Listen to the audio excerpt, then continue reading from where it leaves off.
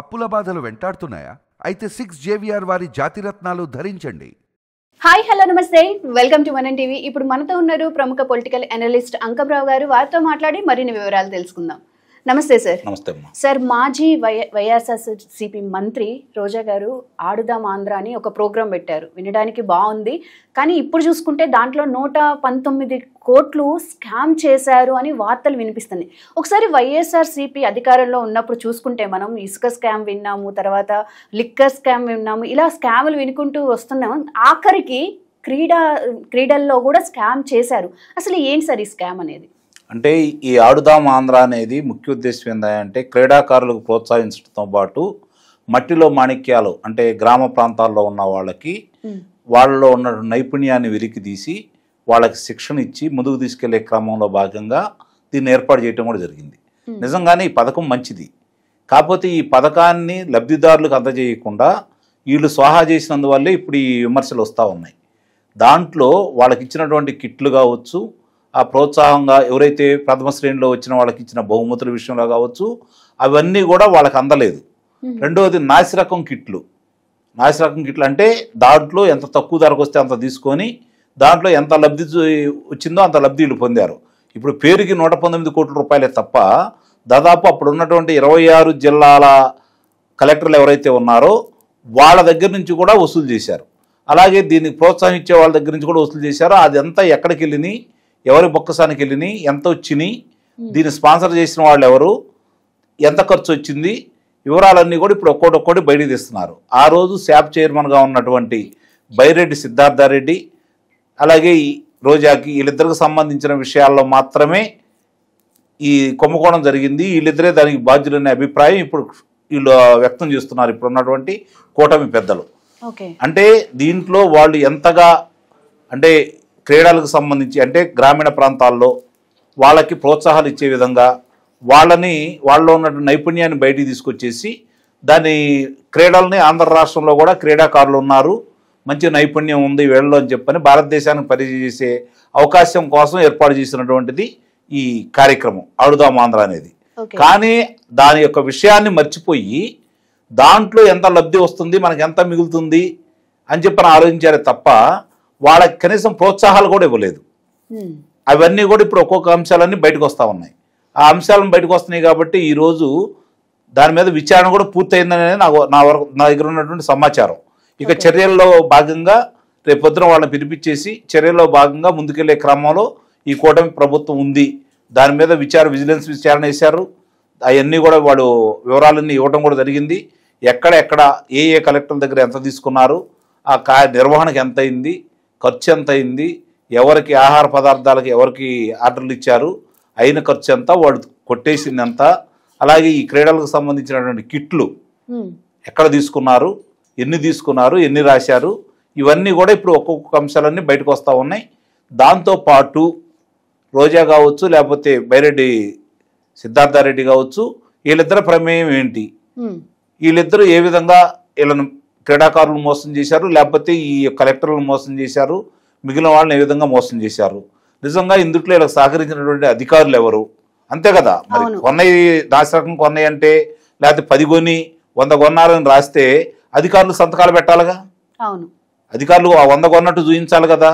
కాబట్టి ఇందులో సహకరించినటువంటి అధికారులు ఎవరు, ఇన్ని విషయాలన్నీ కూడా బయటికి తీసుకురాబోతున్నారు. నిస్సందేహంగా దీనికి సంబంధించింది మనకు తెలిసినంత వరకు 129 కోట్ల రూపాయలే కాదు, దీని మీద ఇంకా ఎక్కువగా జరిగిందనేది ఇప్పుడు మనకు అందుతున్నటువంటి సమాచారం. దీంతో పాటు రోజాకు సంబంధించి ఆ రోజు పర్యాటక శాఖ మంత్రిగా ఉండి తిరుమల తిరుపతికి ప్రత్యేకంగా పర్యాటకానికి ఒక బస్సులంటూ ఏర్పాటు చేసి ఆ బస్సుల్లో ప్రయాణం చేసే వాళ్ళ దగ్గర 500 రూపాయల టికెట్, అంటే వాళ్ళకి 500 రూపాయల టికెట్ నుంచి డైరెక్ట్గా దేవుడి దర్శనానికి టికెట్లు ఏర్పాటు చేసేవాళ్ళు, వాళ్ళ దగ్గర చాలామంది దగ్గర కూడా 5500 వసూలు చేశారనే విషయం కూడా ఇప్పుడు వెలుగు చూపుతూ ఉంది. ఆ విషయాలన్నీ కూడా బయటకు వస్తున్నాయి.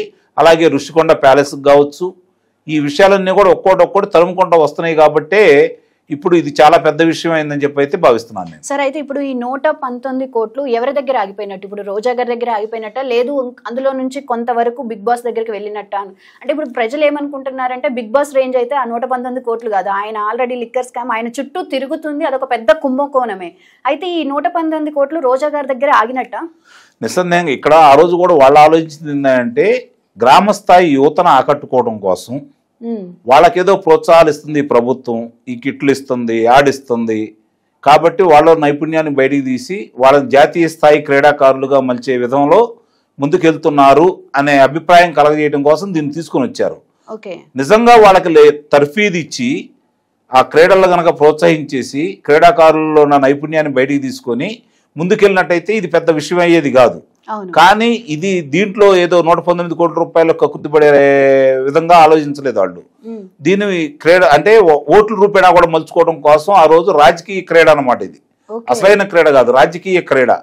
ఆ క్రీడలు ఎందుకంటే ఎటు జనం మన మాట వింటారు కదా, మనం 30 సంవత్సరాల అధికారంలో ఉంటాం కదా, ఎంత వస్తే అంత దండుకుందాం, పెద్దగా అవకాశాలు ఏం రావట్లేదు నా శాఖలో, ఇట్లాంటి దానికే కదా మనకు వచ్చేదని చెప్పి ఉద్దేశంతో వీళ్ళు చేశారనే అభిప్రాయం ఇప్పుడైతే వ్యక్తమవుతోంది. అది జగన్మోహన్ రెడ్డికి తెలిసి జరిగిందని ఏంటంటే తెలిసినా కూడా ఆయన పట్టించుకోడు దీని గురించి, ఎందుకంటే ఇలాంటి వాళ్ళే కదా అతనికి కావాల్సింది. కాకపోతే ఆయన కనుక తెలిసింది అనుకోండి, 100 కోట్లు కనుక వీళ్ళకి వచ్చిందని సంగతి తెలిస్తే మీరు 100 కోట్లు తిట్టవేంటి, 10 కోట్లు అడ్డు పెట్టుకుని 90 కోట్లు తీసుకోమని అనేవాడు. అంతలోకి ఎలక్షన్ రావడం ఇటు గురించి ఇప్పుడు బయటపడుతుంది కాబట్టి ఆ రోజే దీని గురించి నాసిరకం కిట్లు ఉండయి, వాళ్ళ ఆడినటువంటి బాళ్ళు కావచ్చు లేకపోతే బ్యాట్లు కావచ్చు నాసిరకం ఉన్నాయని చెప్పిన అప్పుడే బయటపడ్డాయి. తర్వాత వాళ్ళకి సరైన ఆహారం కూడా అందించకుండా దాన్ని విపరీతమైన ఖర్చులు రాశారనే విషయం కూడా బయటకు వస్తున్నాయి. కాబట్టి ఇందులో జగన్మోహన్ రెడ్డికి తెలియకుండా అయితే ఏం జరగదు, గుర్తుపెట్టుకోండి మీరు. ఎందుకంటే జగన్మోహన్ రెడ్డి పరిపాలన ఉండని రోజులు కూడా 151 మంది శాసనసభ్యులు కావచ్చు లేకపోతే ఈ చైర్మన్లు ఎవరైతే ఉంటారో వాడుకున్న పిఏలు కావచ్చు, వీళ్ళందరూ కూడా జగన్మోహన్ రెడ్డి నియమించుకున్నటువంటి మనుషులే. అక్కడ ఏం జరిగినా కూడా ఎలాంటి విషయాలైనా కూడా క్షణంలో అతనికి వెళ్ళిపోతూ ఉంటాయి. సరే, అయితే ఇప్పుడు రోజా గారిది తీసుకుంటే తను మంత్రి కాకముందు ఒక పరిస్థితి ఒకలాగా, మంత్రి తర్వాత పరిస్థితి ఒకలాగా ఉండే, అంటే ఆమె స్తోమత పెరిగినట్టు ప్రజలు కూడా భావించారు. దీనిపైనే ఆమెని క్వశ్చన్ చేస్తే నేను ఎన్నో సినిమాలు చేశాను, నేను ఎంతో సంపాదించుకున్నాను, నాకు ఇది ప్రభుత్వపు సొమ్ము కాదు అన్నట్టు కూడా చాలా సందర్భాల్లో ఆమె మాట్లాడారు. మరి నిజంగా ఈ స్కామ్ ఆమె చేసినట్టే అంటారా? 2014 నుంచి 2019 తర్వాత ఏ సినిమాలు చేయలేదు కదా. అవును. మరి అప్పుడు సంపాదించిన డబ్బులు ఉంటే అప్పుడే ఈ బంగ్లాలు ఇవన్నీ కట్టుకోవాలి, కార్లు కొనుక్కోవాలి కదా. మరి ఇప్పుడు కొనుక్కుందంటే అప్పుడు కొనుక్కున్న ఆస్తులు ఏమన్నా అమ్మి కొనుక్కుందా? లేదు కదా. అది కదా ఇప్పుడు అనుమానానికి తావిస్తూ ఉంది. దీంట్లో ఈ ఒక్కదాన్నే కాకుండా మిగిలిన అంటే మంత్రిగా ఉండి తర్వాత వచ్చేది ఈ క్రీడలకు సంబంధించింది. మంత్రిగా కాకుండా ముందు 2.5 సంవత్సరాలు అయితే ఉంది కదా. ఆ 2.5 సంవత్సరాలు ప్రభుత్వంలో అది చేపిస్తానని ఇది చేపిస్తానని లేకపోతే పాపం ఎవరో దళిత మహిళ దగ్గర నుంచి డబ్బులు తీసుకొని చైర్మన్ చేస్తామని చెప్పని దళిత మహిళ దగ్గర నుంచి డబ్బులు తీసుకున్న విషయం ఆమె కూడా బయటపెట్టింది కదా. కాబట్టి ఎట్లాంటివి ఎన్ని చేశారు, బహిర్గతమైనవి కొన్ని, కానీ ఇంకెన్ని జరిగినాయో, తద్వారా ఏం సంపాదించారు, ఎంత సంపాదించారో ఇప్పుడు వరుసనే ఒక్కొక్క విషయాన్ని బయటకు వస్తున్నాయి. కాబట్టి రేపు పొద్దున ఆమెను అదుపులో తీసుకుంటే ఇంకా చాలా విషయాలు బయటకు వస్తాయని అయితే నేను భావిస్తున్నాను. Right, thank you sir. Thank you.